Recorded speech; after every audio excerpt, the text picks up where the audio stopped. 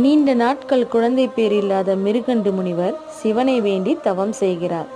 அவர் முன் தோன்றிய சிவன், உனக்கு வீடும் நாடும் புகழ 16 வயது வரை மட்டுமே வாழும் தவப்புதல்வன் வேண்டுமா, அல்லது வீட்டுக்கும் நாட்டுக்கும் அவலமாக அமைந்து 100 வயது வரை வாழும் அவப்புதல்வன் வேண்டுமா என்று கேட்க, தனக்கு தவப்புதல்வன் வேண்டும் என்கிறார் முனிவர்.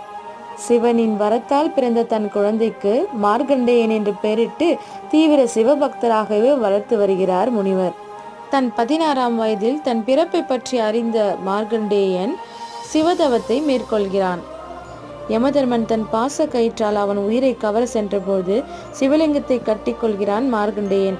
அப்பொழுது யமன் வீசிய பாசக்கயிறு சிவபெருமான் மீது விழவே கோபம் கொள்கிறார். யமதர்மனை தன் இடது காலால் உதைத்தார். தன்னை நம்பிய அடியவரை காத்தார். இவ்வாறு சிவபக்தியால் தன் மரணத்தையே வென்றவன் தான் மார்க்கண்டேயன்.